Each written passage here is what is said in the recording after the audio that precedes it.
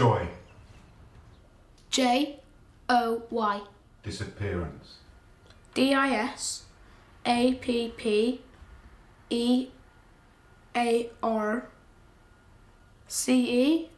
No.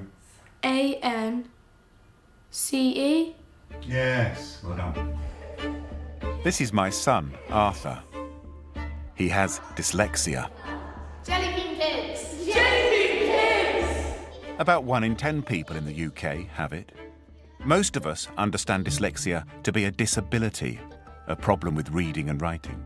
Perhaps it's no surprise that studies have shown 50% of prisoners have dyslexia and presumably struggled at school. But how do you explain that people with dyslexia also make up high numbers of successful entrepreneurs? I'd actually had to leave school at 15 because I was so bad. And how is it that people with dyslexia achieve success in many different fields? I think people who are not dyslexic tend to think up and down the line, and we tend to think sideways. Could it be that our assumption that dyslexia is only a disability is outdated? We've misunderstood how our species have evolved. This form of cognition was critical to our survival and may be critical to our survival in the future. Over the next 12 months, I'm going to investigate whether dyslexia is just a weakness or a strength too. It's a debate that divides the dyslexia world. Because you have a problem acquiring literacy, which suggests that that would lead to some kind of superior performance in any other kind of way. There's no evidence for that whatsoever. There will always be a lot of naysayers about areas of creativity and human potential. But this is no ordinary investigation. Arthur and his mum Suzanne and his younger brother Harry are coming with me. Oh my God, is that... Oh my God, that's so cool. I've been lucky to work in TV, but at school I really struggled badly with reading and writing, just like Arthur. Could it be that I might have dyslexia? Crikey. I'm going to find out during the making of this film. Guess all this. It's like impossible. If I've passed dyslexia onto my son, is that just a curse, or might it also be a gift? My name's Arthur, and I'm going to be in a documentary called Father, Son, but it's spelled wrong.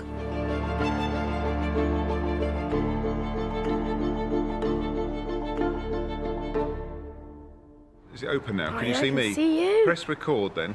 Where's the record button? It's the red one on the side. Can you see it?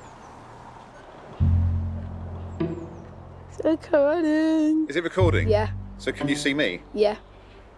So you can go in tight on my face, can you? Yeah. And does it refocus? Does it stay in focus? Yeah. I can see your nose. To make this film, I've given Arthur his own camera, so he can film me while I'm filming him. There's not just one filmer, it's both of us. It's like I'm taking over your job. It's like the better version of you, yeah? Younger version. Maybe younger, yeah. I don't know about better. Certainly younger. Yeah. Artie didn't start talking until he was 3.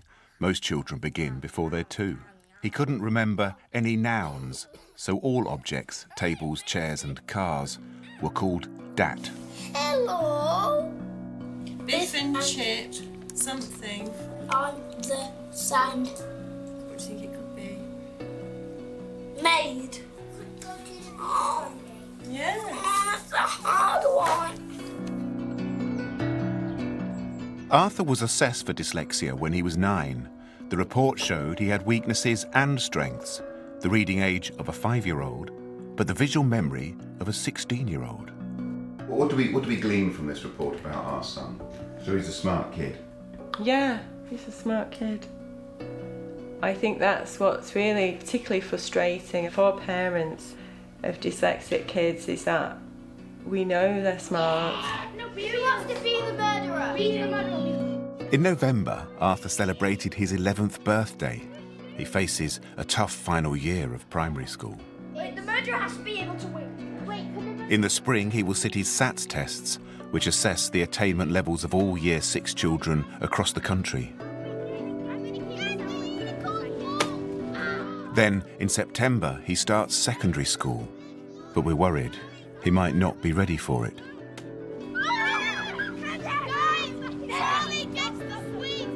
In our house, we've got lots of books which celebrate dyslexia as a gift, and I'm keen for Arthur to meet successful people with dyslexia as part of our film.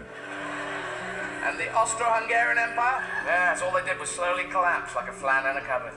So we're writing to entrepreneur Richard Branson and the comedian Eddie Izzard, because that's Arthur's dream, to be a comedian. Hitler never played Risk when he was a kid. Australasia, that was the one, Australasia. All the purples. Get everyone on Papua New Guinea and just build up. That's what I do. Yeah. Why do you want to be a stand-up comedian? Because I want to make people laugh. I think I'll be good at making stories up, putting myself in those stories and telling me how I felt. New document here, right? Okay, so... Dear Eddie, would you like, I'm fast at this, to take part, how should I phrase it, Dad? Well, just what do you think? Would you like to take part... in our documentary? Do you want some help with the word documentary? Oh, I think I got it right. D-O-C-U-M-E-N-T-R-Y.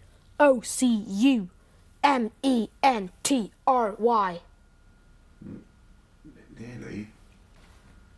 Well, it's just, yeah, that's almost perfect, Arthur. I would like to be a comedian when I grow up, and I look up to you as you are a very iconic comedian who is special to me because you are dyslexic. Wow, that's brilliant, Arthur. Fantastic, well done, love. Yeah. Yeah. Much of our knowledge about the growing child is still so new that it'll take years to form a complete picture. Take this child as an example. You might consider him very backward, yet on the contrary, although he's very intelligent, he can't read or write. Doctors call this inability to read dyslexia. Dyslexia was first identified in the 19th century as a difficulty with reading and writing in children with normal levels of intelligence. Capacitor. The word is capacitor. Do you know what a capacitor is? It's an electrical thing which is used in wirelesses and other things, which stores electricity and lets them out of us. For a while in the 20th century, it was called word blindness when its cause was deemed to be to do with a problem with the eyes. Indeed, the condition has hardly been recognised until lately. Possibly 1 in 50 children of school age is a victim of this crippling affliction. Then, in the 1970s, a young PhD student noticed that dyslexic children she was studying had problems in pronouncing some words and in connecting their sounds to the letters. For example, this poor boy struggling to isolate the sound in the word duck. Now, look, which vowel have you got in duck? How do you get a duck sound? Uck. Oh, you. Uck. She called this theory the phonological deficit hypothesis, and it has been the most widely accepted theory of the cause of dyslexia in the last 50 years. Come in. Today, Professor Margaret Snowling is president of St John's College at Oxford University. People think dyslexia is a visual difficulty often, and reading seems like a very visual process. But the clue is that in order to learn to read, you have to be able to understand how the spoken word relates to the written word. So to test phonological skills, we have to have verbal tests which draw on the sound system. These might be things like switching the sounds, which we call a spoonerism task, is we give you 2 words and we need you to segment the first speech sound and to move it, sort of manipulate it in your mind. So there you're getting at your ability to access sounds and to manipulate them. And that's quite important for blending sounds together if we're reading, you know, going from dog to dog if you're a child. So that's going to be challenging if you've got any kind of phonological difficulty. Since I was in the company of one of the most respected academics in the dyslexia field, I couldn't help asking if she'd carry out one of the Spoonerism tests on me. You're happy? We're always recording. Always recording. Always recording. We hadn't wanted to take Arthur out of school, so Suzanne filmed me on this occasion. So we'll start off by trying your own name. So Richard Mesa. So Richard starts with a R sound. Yes. And Mesa with a M. So you've got to switch them around so that becomes... Mitchard Racer. Excellent. Well done. Okay. Heather Mills. Heather Mills.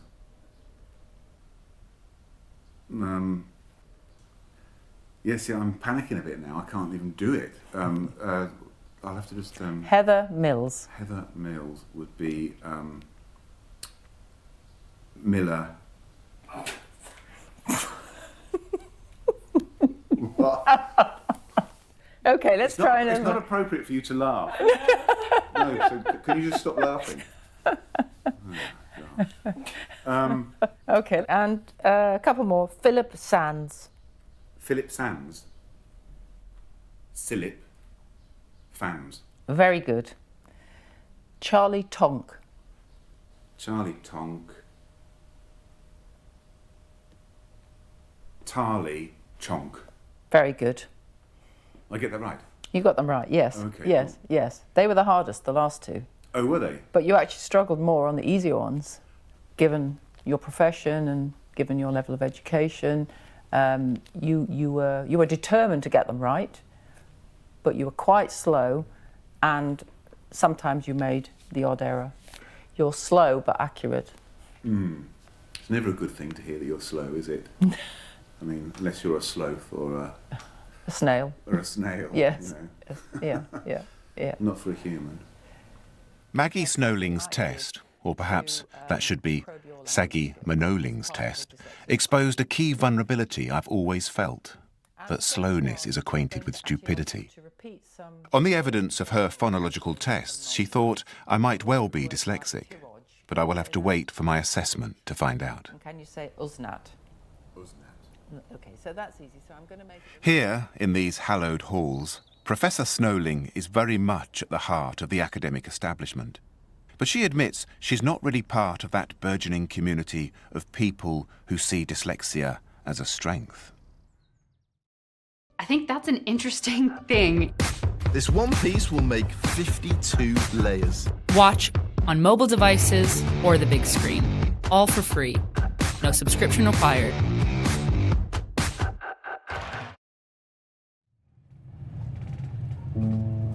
Afternoon, ladies and gentlemen. In the next few minutes' time, this service will be arriving into London Euston. We are on our way to London to meet with some people who think their dyslexia is key to their success. Like, say, like a ventriloquist. Yeah, like a ventriloquist. And say, like, this sentence. I would like mashed potatoes and beans for my tea. I would like mashed potatoes and beans for my tea. I would like mashed potato and beans for my tea. That's really good, actually. I like your pink dress. Oh, your lips moved on pink. I like your pink dress. He said, I like your pink breast. That's because B and P are kind of cousins in the way that you say them. Oh my God, I hate P's. T and D are related sounds. Good for you to become a ventriloquist, because they're not very popular anymore. There aren't any young ventriloquists. No, that's true. You could go on Britain's Got Talent. The boys and I have come to meet designer Abe Rogers. Last year, Abe took part in an exhibition showcasing the work of dyslexic designers as part of London Design Week. My name's Arthur. Hello, Arthur. Well, it's like a giant brain. Collated in his studio were a number of strange items by different designers from the show.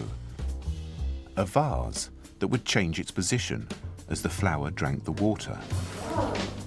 And jewellery inspired by parts of the body. These are fingertips. The tip of it goes underneath the nail. Stop attacking me with that nail. No. The designer will be very pleased. It's not a weapon. There was a soap with no centre. Harry, do you think if we had a soap like that in the house, you'd be more inclined to have a shower? No. And a drawing of the brain that used a sewing machine rather than pen and paper. Because it's about deconstructing the brief. I think the thinking process of a dyslexic through the neurodiversity is much less linear. So it takes in many different perspectives and different moments and comes up with a solution which is unexpected. I find it quite interesting how like the words are quite blurred out. They're not like as interesting as like the colours of the brain. It's not the important thing, it's the brain is the important. Well, maybe a dyslexic brain is more multicoloured. Abe has created a ladder which thinks it's a chair. Or maybe it's a chair which thinks it's a ladder. Either way, you won't find it in your local B&Q.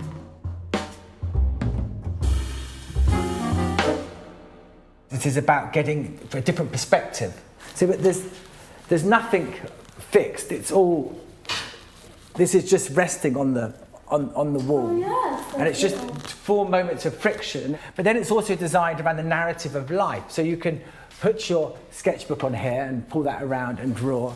And you're too young to drink, but if you weren't, you could have a glass of wine and you slide that across here. So it has all your accessories around it. So it works as a multi-layered thing, like you would lean on your brother. He's never done that before, because I was playing with it when you sat up. What's the sound? It was defying gravity for a moment. It's fine now. Maybe not. Wait, can I take a picture of you? It was a surreal experience at the top of the ladder chair, being filmed by Arthur. Dyslexics are meant to be good at thinking outside the box, and the items collected here are a good example of just that. Some of the most creative people have been dyslexic, like Pablo Picasso and Walt Disney. Abe's father, Richard Rogers, is the famous architect who created the iconic Pompidou Centre in Paris, and he also designed these modernist chairs, which break the rules of furniture construction. And this is a design classic I was just sitting on. He's moved the legs close together. And so this was designed by your father? Yes. And he was also dyslexic? He was very dyslexic, and he was very, I suppose, dyslexic before much was written about it to an extent. His ambition at school, he always says, was to become second last. What was your experience of school like? Yeah, I kind of loved school, but school hated me. So I have 2 O-levels and an MA from the Royal College of Art, which is a funny juxtaposition of exams. And I'm not sure if you could do that now. I think the way education has been developed is completely about what is perceived as the normal brain. It's about this very linear, learn subjects, report, write down exams, pass, and there's very little place for other people to go. I remember in, I think it was probably year 8 or year 9, and my English teacher saying, if you don't pass your GCSEs, then you'll get nowhere in life. And me getting like, no, like, sort of my dad struggled with passing, and my granddad, I think so too, and they're in a great place. If you just meet short-minded teachers and mentors that don't understand you, you end up in a very different way, and you can become very destructive. I was very disruptive at school, certainly. Well, you were like a naughty boy? I was quite a naughty boy. I got asked to leave from quite a few schools, yeah. But mainly because the system didn't really understand me. And it was what only... naughty things did you do? Oh, I don't know, lots. I think I threw some paintings at some windows at some point. Other such troublesome things. Breaking rules seemed to be fun. Don't be listening to any of this, boys, okay? Or maybe they should.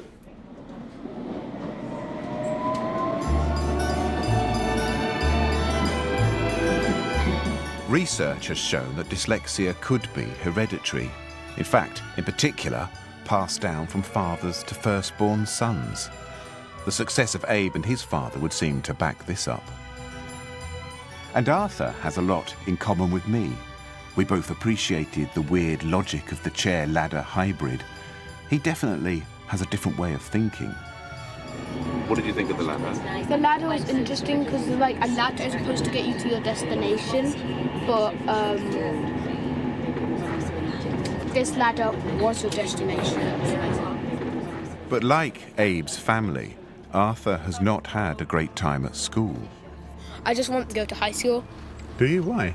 I don't know, like I guess I've had quite a hard time at primary school. Like, I enjoyed being with teachers a lot of the time, but... When I was Arthur's age, I would escape from the horrors of the classroom into an imaginary world, and my son created a similar thing. I used to find school like really difficult, stressful, so I made this imaginary world and I used to go there all the time. I'd after finish school or like breaks at lunchtime. But I came out of it because, you know, it's like I was getting older and people might think it was weird.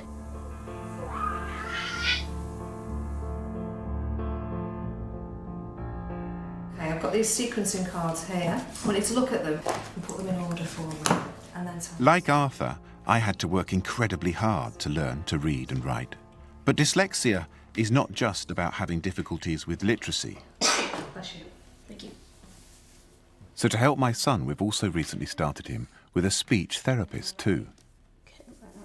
Just like his father, Arthur also has issues with short-term memory, processing speed and sequencing, which this activity is designed to test. I think I've got it wrong. I'm not sure what this is. Right, so... Stories. Tell me what you So I think the story is we're moving to a new house. The truckers came. They're putting some stuff in. The dad's helping. Then the children, it's like the dogs meet, so 2 fingers, and then like everybody meets, and then like these people decide to help with the family. Okay, almost. The thing about dyslexia is it's a continuum. It can be mild and it can be severe. Arthur's is moderate. Because again, if you look at the children here and the children there, they're different children, aren't they? Does that make a bit more sense? Yeah? There's a statistic from the Department of Education that haunts me. Over half the children who get excluded at school have special educational needs.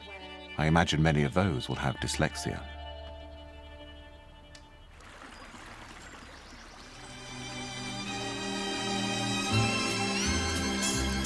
Schools don't always spot dyslexia in their pupils, and as a result they fall through the cracks. But in a way, Arthur is lucky, because we paid to have him assessed. Robert Napa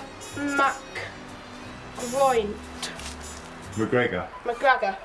It's February, and we're halfway through Arthur's last year of primary school. We've come on a fishing trip to Scotland. It's a chance to find out how he thinks he's doing.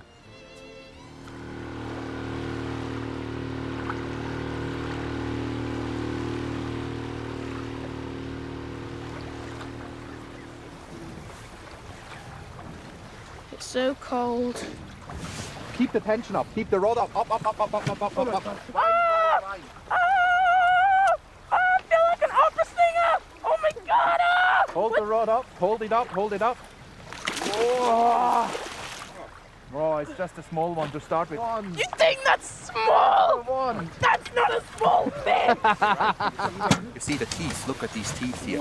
You can touch them if you want. You see? Very carefully. Want to put it back? My baby! You hold him here. And he's going to swim off. Oh, and he's gone. Do you see how he swam off? He goes really deep. How are you boys feeling about going back to school after half term? I think it's interesting in a slightly awkward way. Interesting in a slightly awkward way? Yeah, What because is? like, it's interesting because you learn new things, but at the same time you're getting taught things. Are you saying there's a difference between learning and being taught? Yeah. Whilst the teaching is going on, you can almost not learn. Not because you already know it, not because you don't want to, but it's because, like, You can't understand it. It's like you can't touch it. It's like if you can't touch a porcupine's skin because it's protected by all those like little sharp things. But Yes. if I touched it, ow, ow, ow, and then I wouldn't be able to touch the skin, and that might be like you might not be able to touch the learning. Quite visual anecdotes you're giving there. I know, because I think in pictures, yeah. It's like, literally, I wouldn't be able to tell you anything about words. It's like, words, things you say, things you use, it's like, it's not my thing. Arthur uses lovely metaphors, partly because he can't find the words to describe what he is saying. So as a direct result of his dyslexic weakness, he's got a dyslexic strength. Could that be right?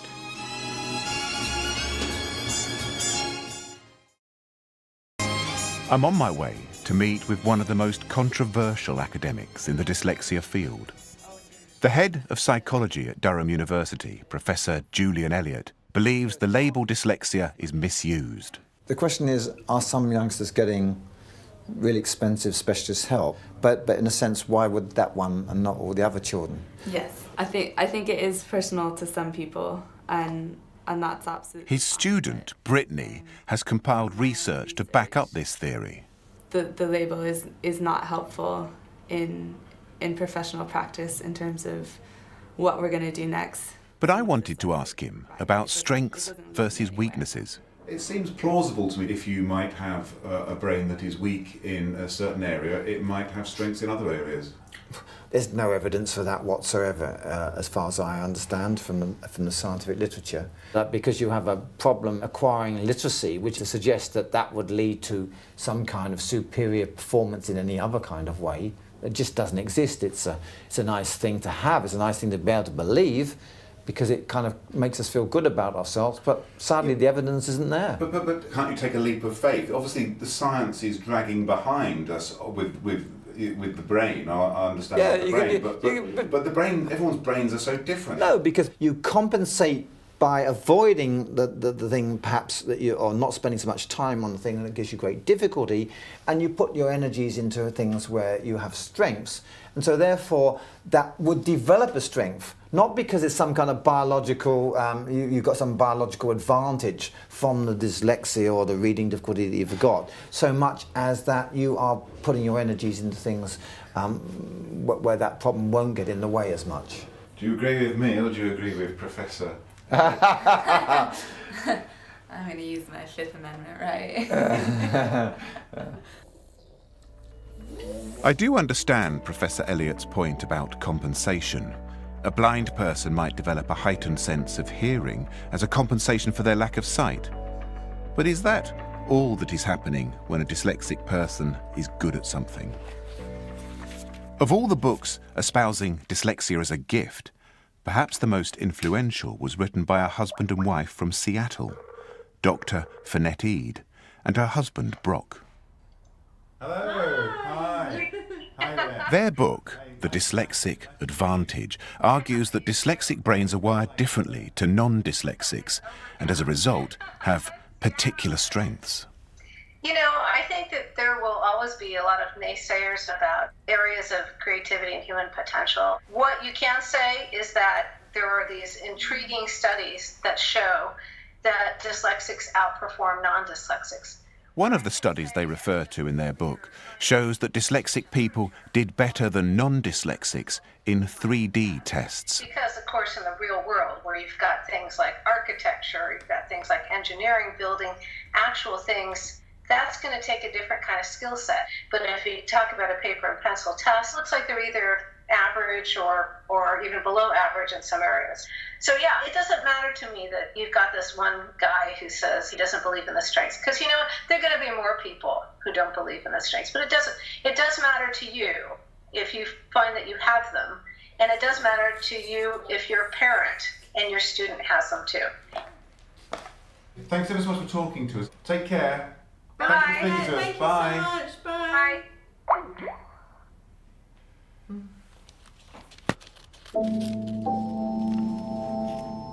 And now I need to just cut trees and may.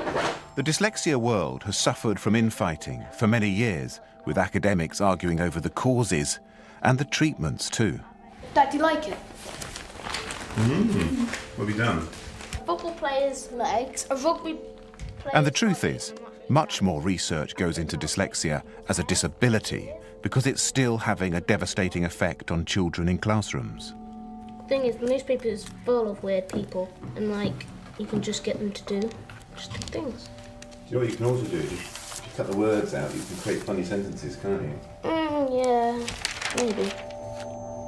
But if dyslexia isn't a strength, How can we explain that so many different industries are populated by dyslexic people? In America, 50% of NASA's employees are reportedly dyslexic. And in the UK, organisations like GCHQ take on high numbers of dyslexic people.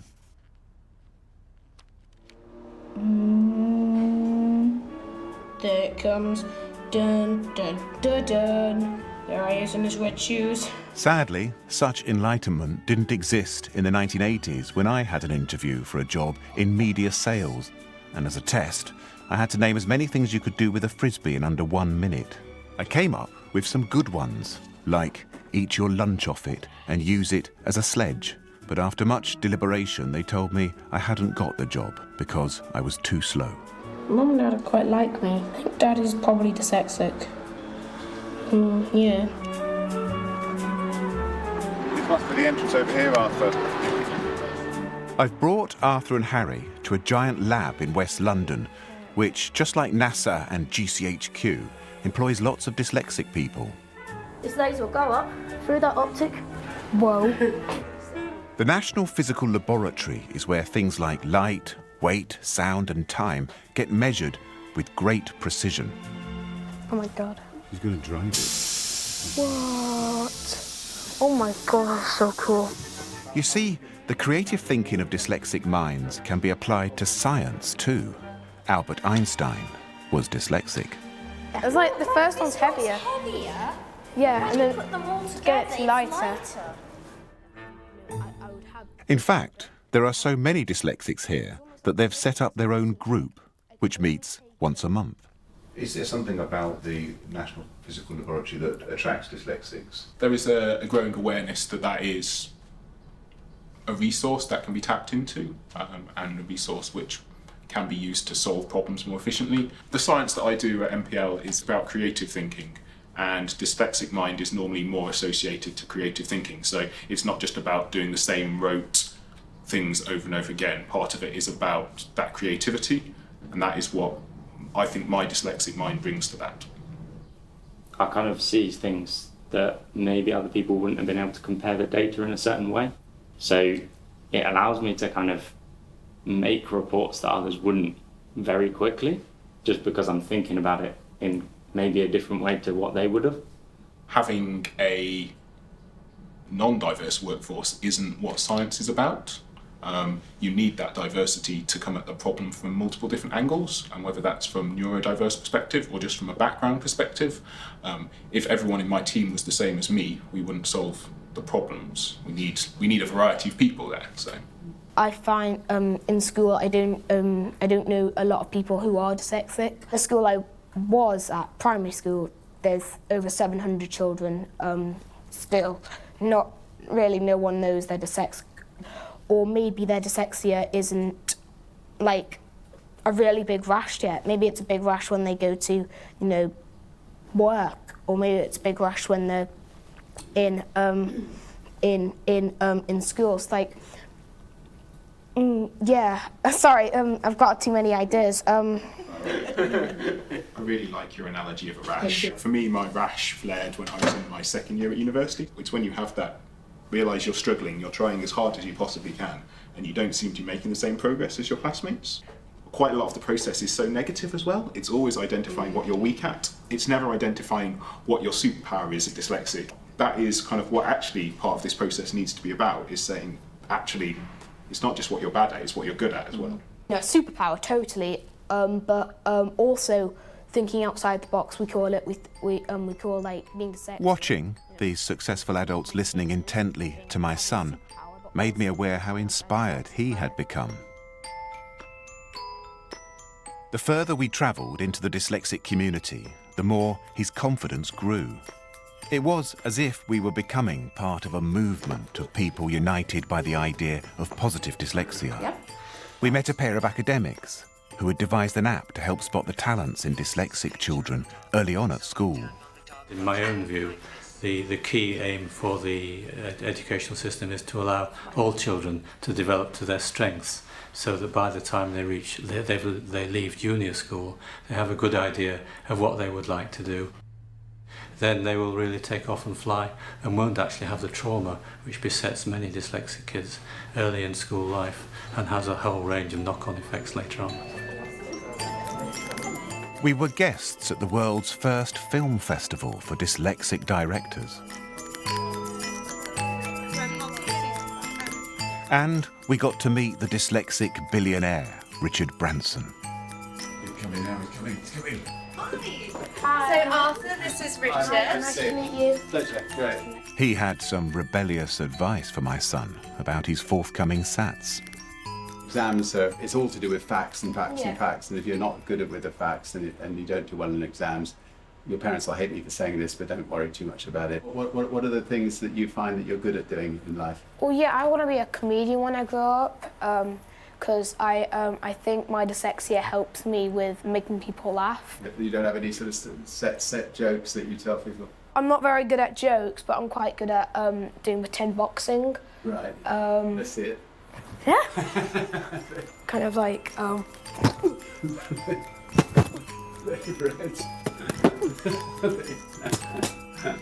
kind of like. Thank you. Wonderful. Yeah. Too long heads. It's lovely meeting you. Bye. Quite a happy person and, you know, quite jolly.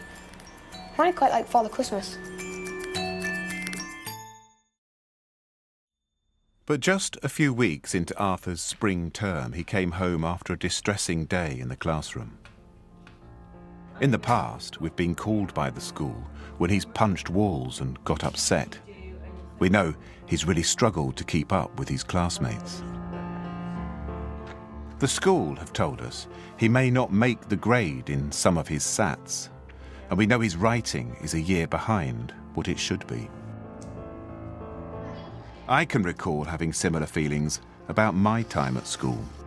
In the 1970s, kids like me were affectionately described as retarded. That's me on the back row with my tie out.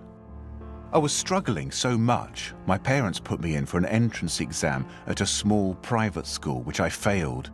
But the school said I could join on 2 conditions. I dropped down a year into a class of younger kids, and I boarded. Where are we going then? So we're going to my old school, which I went to, and I... Is this the one that you slept at? If I remember right, there's a couple of little roundabouts, and then... So you tell me what you think, and then we'll find out. And then, a couple of little roundabouts or something like that, and then it's a left just after this hump. And every time my dad used to take me back. Every time my dad took me back here, I used to be able to remember all the... I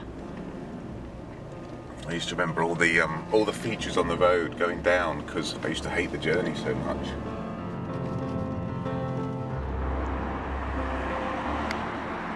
How old were you?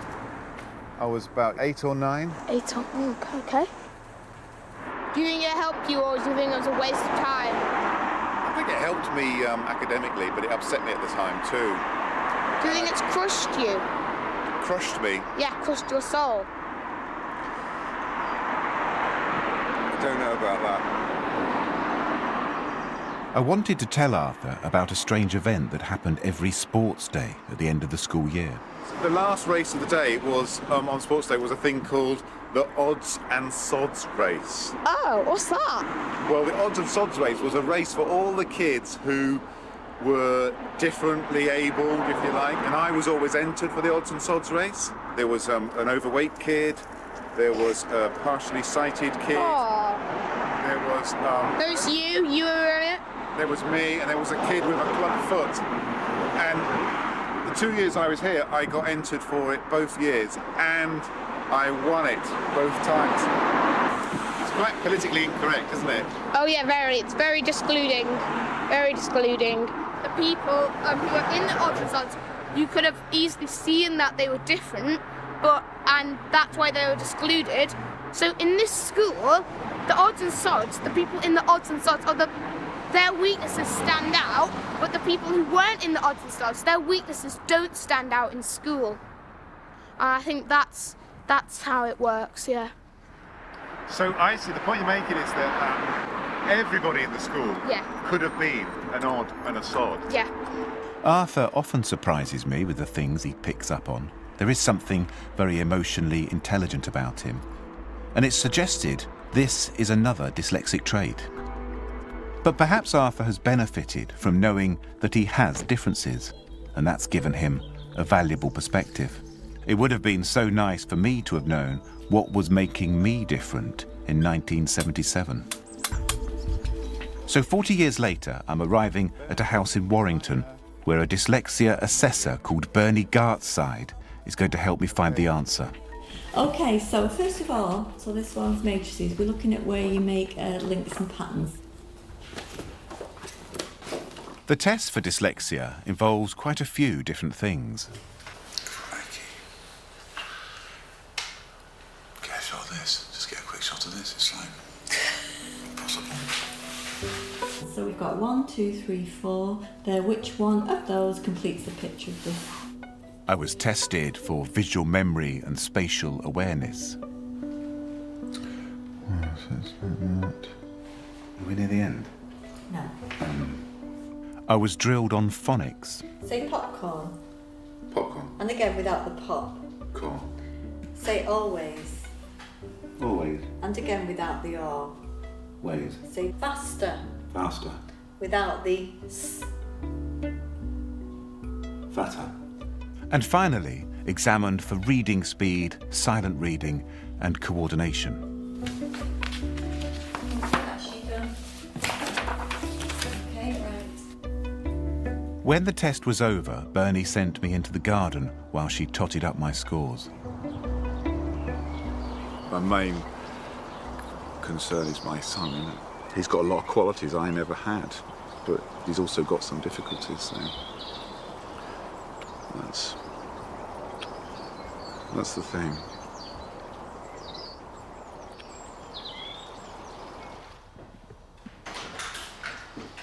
You ready for me? Yeah, I'm ready for you. So you're going to say to me now, what do these scores mean? What do these scores mean?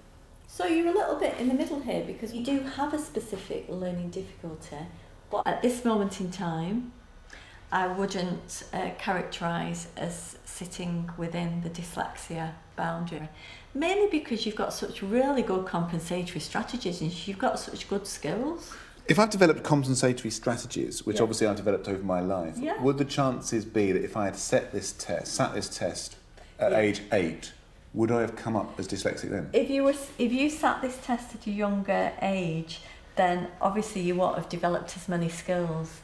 So that can make a difference. My gut feeling is we'll just be staying at specific learning difficulties because of how you've developed.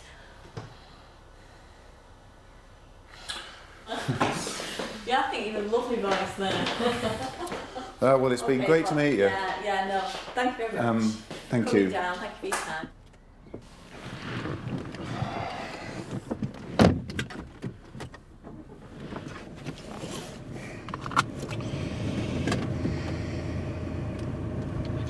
Disappointing. Bernie couldn't put a name to it, but her test result confirmed a suspicion that has dogged me since I was a child, that I am different.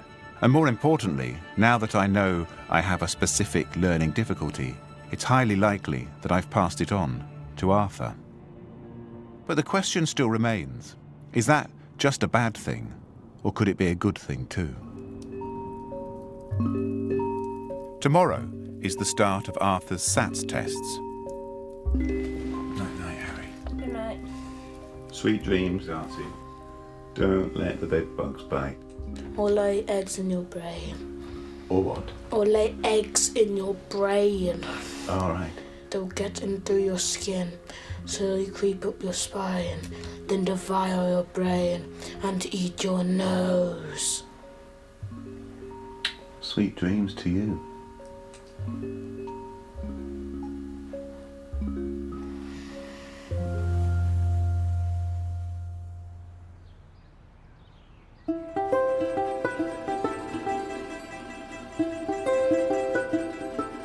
Okay, so ill-natured. ILL hyphen Yeah. Over the next 4 days, he will sit 2 maths papers, a grammar and punctuation, a comprehension and a spelling, which is today. It's the one we most fear. N-A T Yeah. I No. Oh, nature. Because of his dyslexia, he gets extra time in these tests. E-D. Well done. Get in. Yay! Woohoo! Right, I'll go back and get the swimming kit. Give us a kiss. Okay. Bye. See you later. Have a good day. Bye. Harry is 2 years younger than Arthur and has always found reading and writing quite straightforward. But he's dealt well with the attention his older brother has been getting due to his difficulties.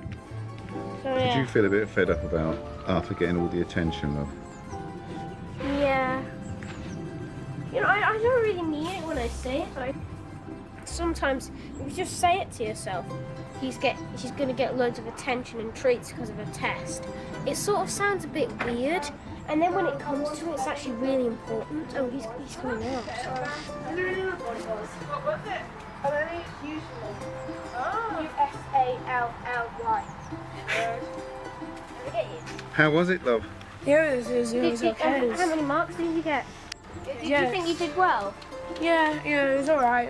It's quite tiring. Can you remember what the first spelling was? Yeah, I think it was trouble. Because, you know, I can easily spell trouble. Yeah, it's T-R-M-L-E. Because, you know, right?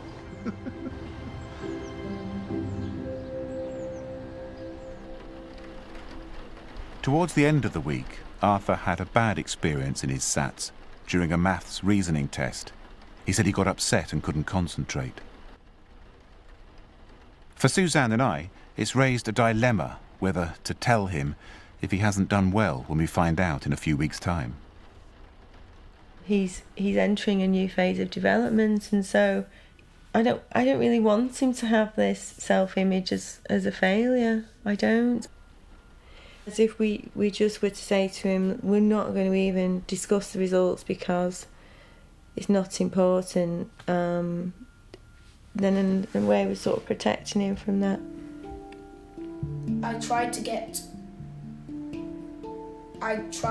get one, Holly. I stood there in front of those monsters, but I just... It does make me sad.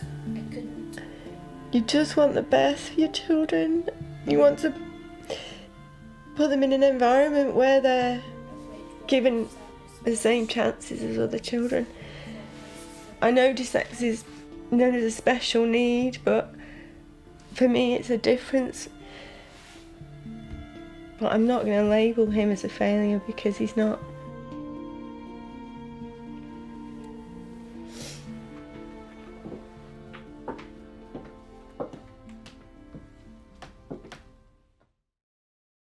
A3, Dad. A3. Careful. When Arthur and I set out on this journey a year ago, we were hoping to establish that dyslexia might be a gift and not just a weakness. Yeah, it's this one. We've met lots of successful dyslexic people who support that view, but the academics are arguing over the scientific evidence. Then a few weeks ago, an archaeologist from Cambridge University got in touch with me. She's been developing a theory about dyslexia that promises to turn our understanding of it on its head. It's just in here. So this is my theory on the goals. She believes humans evolved different but complementary ways of thinking as a result of dramatic climate changes over 100,000 years ago. It relates to something called the exploitation-exploration trade-off. Exploitation is making use of known information. Exploration is to explore new possibilities. Cognitive abilities you needed in order to survive in that environment were not possible for a single brain. We had to specialise in different abilities. So it's not that one kind of is better than the other. They all kind of work together as complementary parts in a whole. We're then capable of processing a much broader range of information in far greater complexity than a group of individuals who all processed information in the same way. So if I was to sum up what dyslexia is, I think it's an enhanced ability to explore and adapt to change. It was her struggle with dyslexia as a young person that has inspired Dr. Helen as an adult. I just couldn't keep up, and they tried to chuck me off my undergrad degree. But then I got diagnosed with dyslexia, and so I was allowed to stay, but it took me 5 years to finish my degree, and it was really hard. I've been obsessed with dyslexia since my 20s, just trying to understand what it is. And then when I came up with this evolution idea, it's all I think about. I've just been doing this, just obsessed with this and trying to figure it out for years, and now I think I've finally figured out what's going on. Because our education system is based on exploitation of knowledge, it's based on keeping things the same and using known information and more fine detailed processing for technologies like reading and writing. These people with more exploratory forms of cognition really struggle in that environment, and then we've mistakenly identified them as having a developmental disorder. But actually what I think has happened is that we've misunderstood how our species have evolved, and that this form of cognition was critical to our survival and maybe critical to our survival in the future.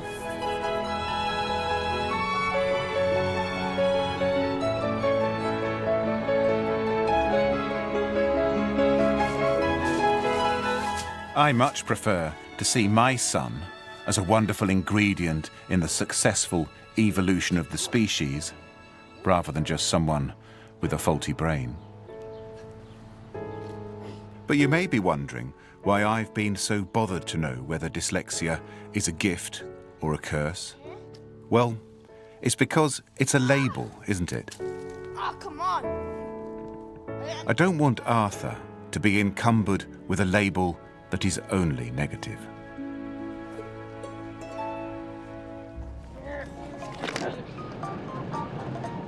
At the start of our film, Arthur wrote to the dyslexic comedian Eddie Izzard to see if he would offer him some advice on how to pursue his love of comedy. If you're going to be a comedian, you need to have a catchphrase. You don't have to, Dad. Larry Grayson, he's an old comic from the 1970s. His catchphrase was, "Shut that door." Oh, that's funny, yeah.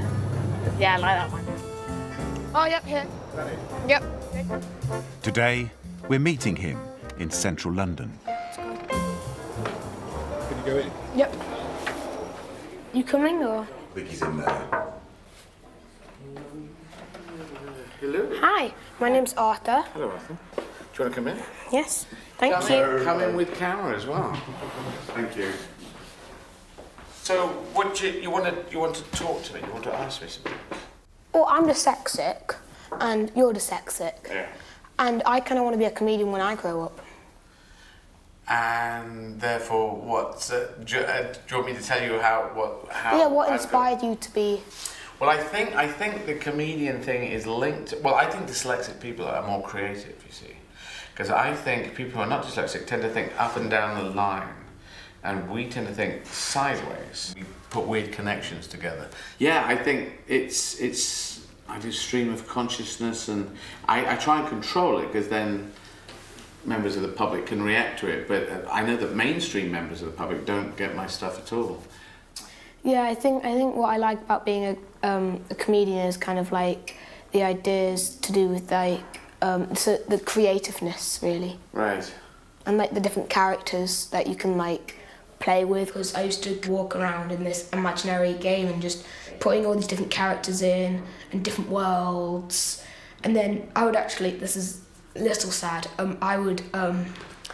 I was like the king of this giant world, or like I was the king of the Well, that's like a solar story. system. That's basically early story writing. Yeah. Because I would invent things, and I did used to sit. I haven't told people this really, but I invented things with. I was fascinated by lawnmowers. Lots of pictures of me and my dad's petrol-driven lawnmower, and I thought if you get a lawnmower engine, and then you get some wood and string, you could make. I made a submarine that was a helicopter. It was a helicopter that went underwater.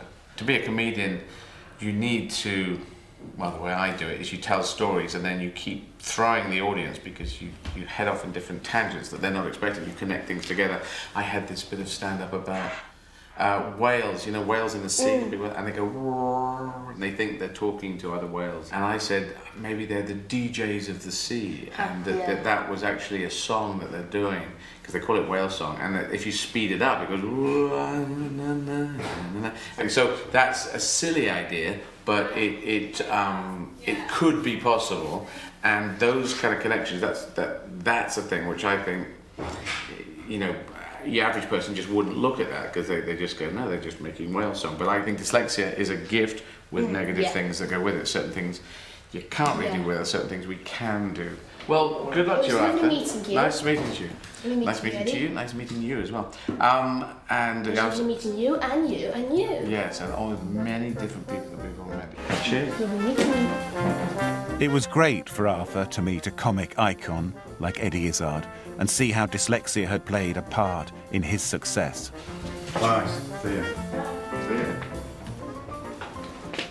On our journey, we had encountered many successful adults who felt their dyslexia was a strength. But the sad truth is, there are surely no children struggling at school with reading and writing who feel their dyslexia is a wonderful gift. It's a thought that was at the forefront of my mind a few days later when Arthur came home from school with a big white envelope containing his SATs results. Don't open it just yet. Can you just throw your glasses? Where are your glasses? 1 minute, Artie. I think we were all quite tense. All right. Well, do we actually need this? I just don't really want to. I just don't want to, you know, touch it. Yeah. Arthur actually did much better than we thought he would in his SATs. He got above the national average in all 3 subjects. But he understands that the biggest challenge is yet to come, and that's at high school. That's your score there for math.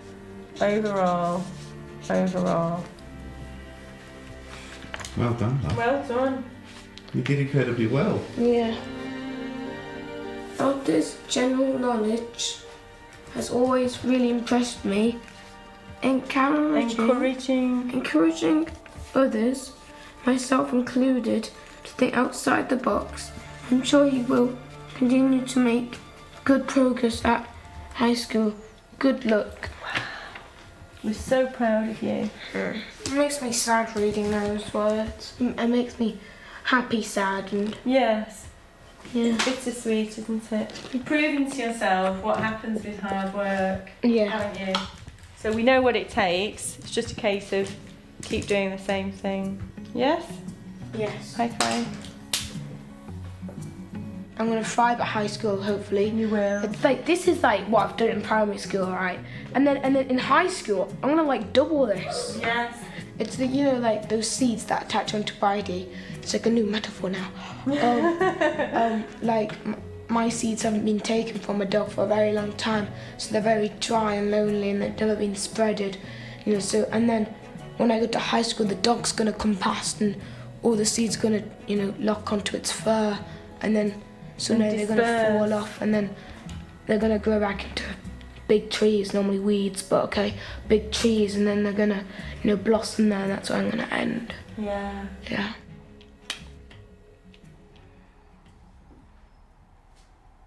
I'm just a flower.